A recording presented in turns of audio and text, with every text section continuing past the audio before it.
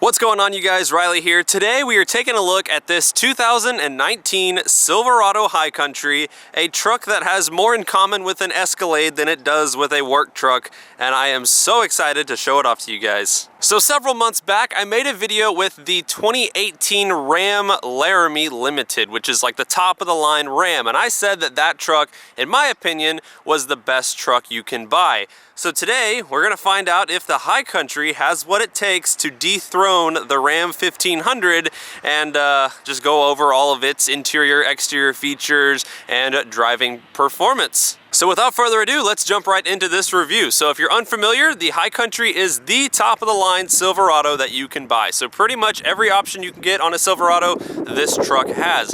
And starting off, something that I thought was just absolutely crazy was inside the headlight, there's carbon fiber in there.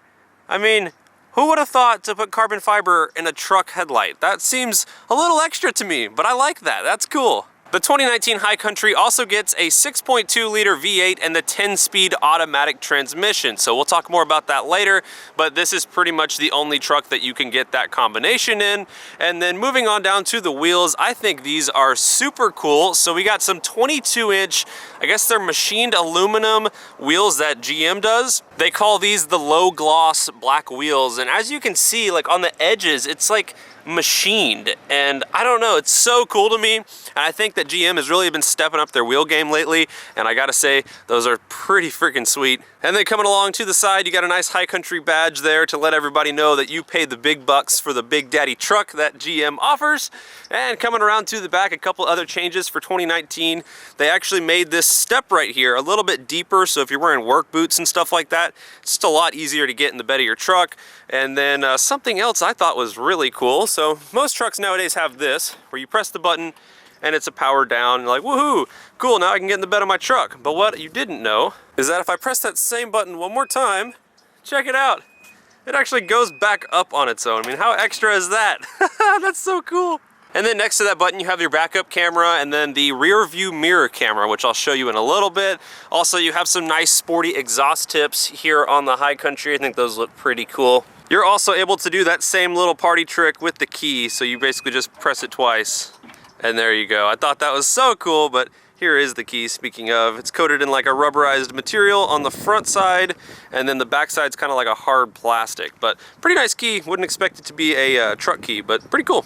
Also, you may notice that this truck is from Parkway Chevrolet in Tomball, Texas. So if you guys are in the market for a new or used Chevy, definitely hit them up. And they have allowed me to review this truck for the afternoon. So hit up Parkway Chevrolet, ask for David Croft, tell him RPPRODUCTIONS sent you. And then just finishing off the other side, just overall, a really nice looking truck. They didn't go too overboard with chrome, which I really like.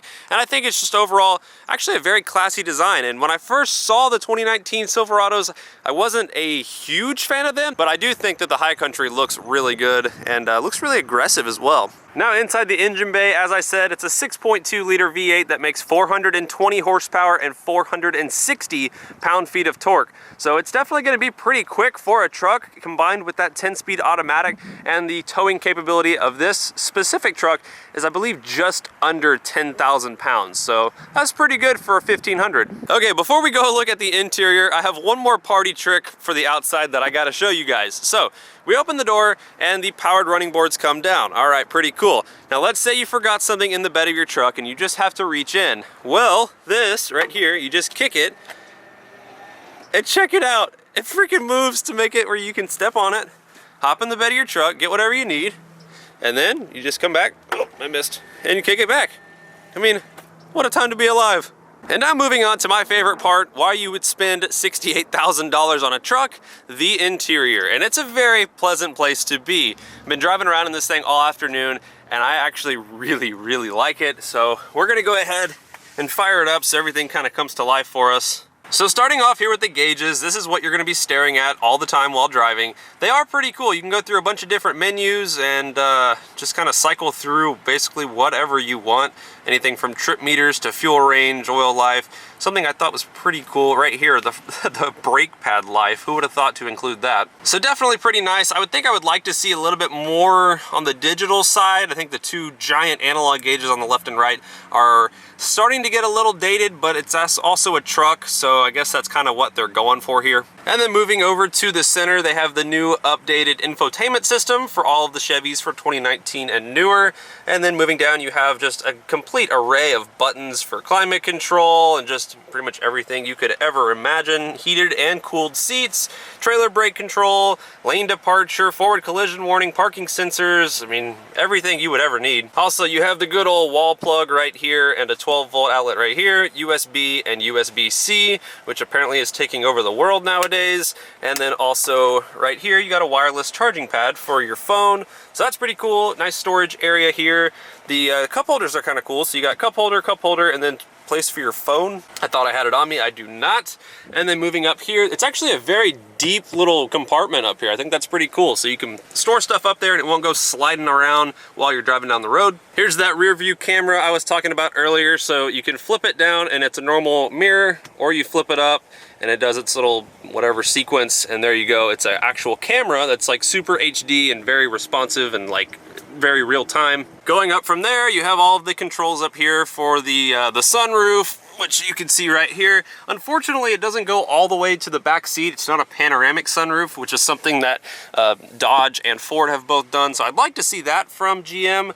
But other than that, it's you know, your pretty basic controls up there. Also, you have a power sliding rear window, which is pretty common nowadays. You also have a good old heads-up display right there on the windshield, which you can cycle through a couple different things. So you have like a, I guess it's a lane departure type screen, and then you also have this one, I guess for off-roading. You can see the pitch and yaw and two-wheel drive, four-wheel drive status of your truck right there, and then just your speedometer. All the controls over here on the left for four-wheel drive, two-wheel drive, and the, I guess that's the cruise controls. That's an interesting place to put that. Usually it's on the steering wheel.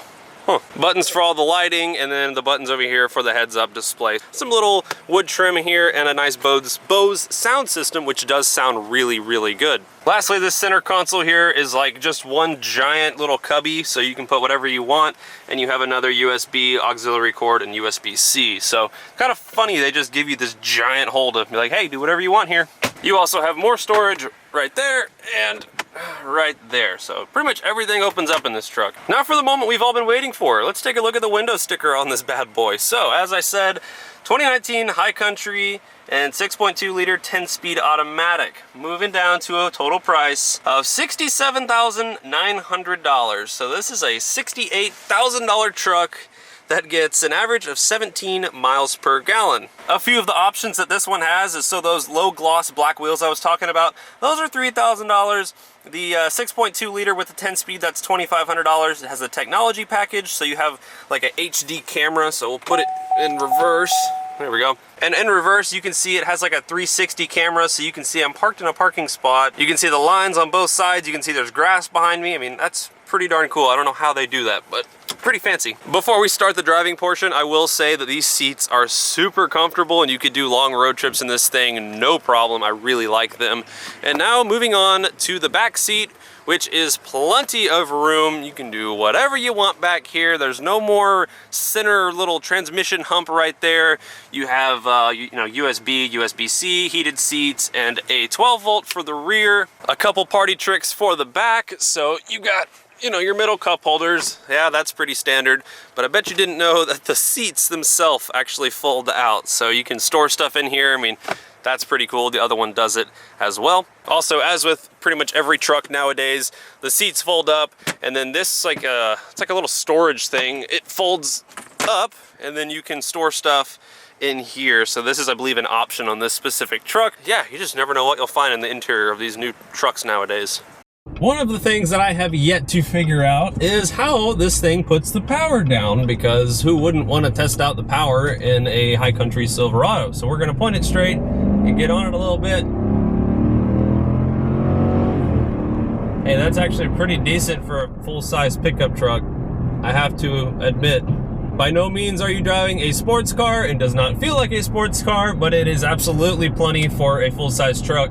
It did kind of seem like the gearing was a little bit long there. I kind of expected it to maybe drop another gear, or I don't know, that was kind of interesting. For being a 10-speed automatic, you'd think it would go through them a little bit quicker. However, I will say that just normal driving with the 10-speed auto in this truck is absolutely perfect. I think adding 10 speeds to, you know, Mustangs and Camaros and stuff like that, it's a little unnecessary. But honestly, here in a truck, it feels pretty much right at home. Like, I actually really like it in the truck platform, so good on you, GM. When you're just lightly accelerating in this thing, driving around the city, you really can't tell when this thing shifts, which is pretty cool and pretty weird. It's almost like a Tesla vibe. You just go.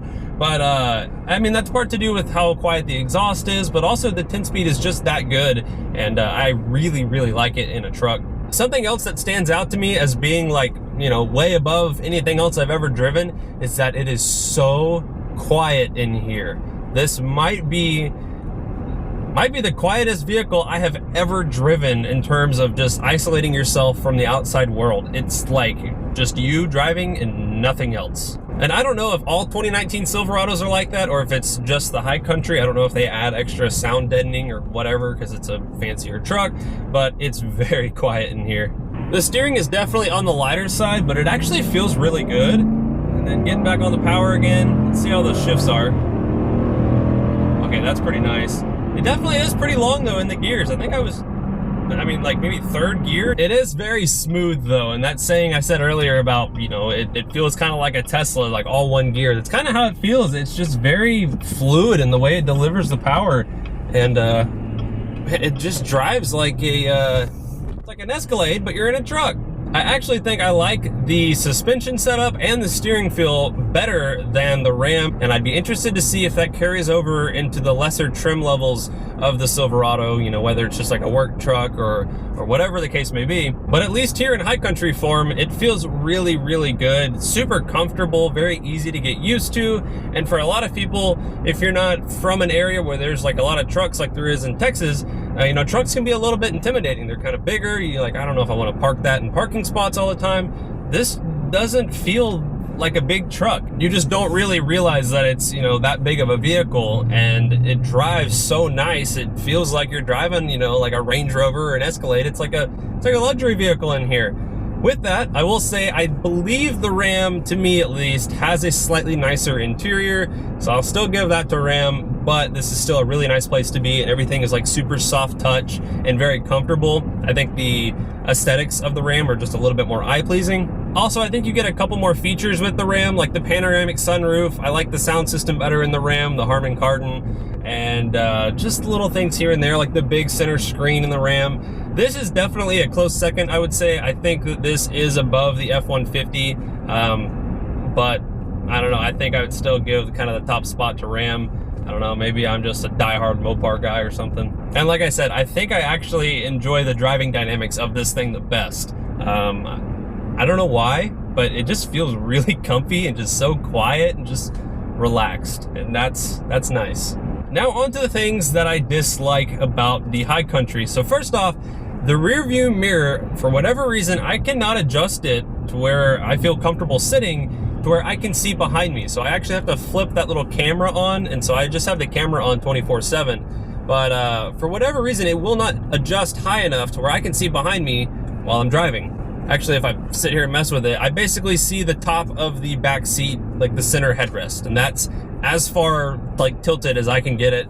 So it's like it wants me to move the seat lower, but then I don't feel very comfortable. Like, this is, to me, a perfect seating position, and I can't adjust the mirrors to my liking. So that's a little strange. That's the first time that has ever happened to me in any vehicle. So I don't know if it's something messed up with this mirror, or if they're all like that, or if there's something messed up with me. Probably something messed up with me, but kind of weird. The turning radius is actually pretty good. Just made a quick little U-turn, and it actually wasn't bad at all. Something else that kind of strikes a red flag with me would be the gas mileage. So you do have a 6.2 liter V8, and you got a full-size truck, so it probably comes in weighing around 5,000 pounds. I get it, it's heavy, it's not super aerodynamic, but the gas mileage is kind of poor even with a 10-speed automatic. Since I hopped in this thing earlier today, I have been averaging 14 miles per gallon, and that has been driving, honestly, very conservatively. So it's still kind of being broken in. It's a newer vehicle, so it'll probably improve, but, you know, let's say 15, 16. That's not the best, but it's not the worst either. And that's pretty much where my complaints with this truck stop. I mean, it's super comfortable in here. It rides nice. It looks nice. I mean, it's just a very pleasant place to be, and that's kind of what you would expect for, you know, buying a high country Silverado. You're not buying it to be a sports car, and you're not buying it to be a work truck and do all your dirty work for you. I would say the average buyer of this truck is probably somebody a little bit older. They, you know, use a truck like for the bed every now and again, but they just want something that's sitting a little bit higher up. It's comfortable, and you just have the bed there if you need it, or you can tow stuff. And that's exactly what this thing delivers, and even goes up above beyond that by offering a super comfortable and fancy place to be. So you guys will have to let me know down below in the comments, if it was up to you and you had 70 grand to spend on a truck, would you go out and would you buy an F-150 King Rancher Platinum? Would you buy a Ram 1500 Limited? Or would you buy a Silverado High Country?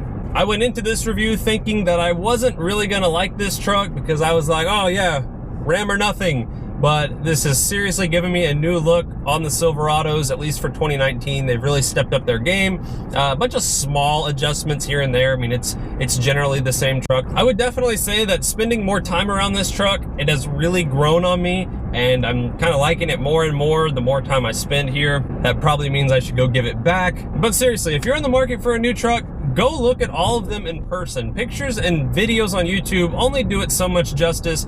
And for, you know, somebody, what I like in a truck might not be the same as what you like in a truck. Everybody kind of has their personal preferences, their own opinions, and that's cool. That's totally fine. But it's something that a lot of people will pick one truck and then won't give the others a chance. And honestly, I'm totally guilty of it. When I was like 16, 17 years old, I thought Ford made the best trucks, and I wouldn't even look at Rams or Silverados. And then I was like, all right, let me look at them. And I was like, oh, wow, they're actually pretty nice. But I would highly recommend go look at all three of them, sit in all of them, play with the buttons, drive them if you can. And I think it really might open your eyes up to one truck in particular, whether it's this one or Ram or Ford. You might find one that just really jumps out at you as like, wow, I didn't think I'd like it so much, but I do. And that's kind of how I feel with this thing. I didn't think I would like it so much, but I do. So those are my thoughts and opinions on the 2019 Silverado High Country. Once again, huge shout out and huge thanks to Parkway Chevrolet. And thank you guys for watching this video.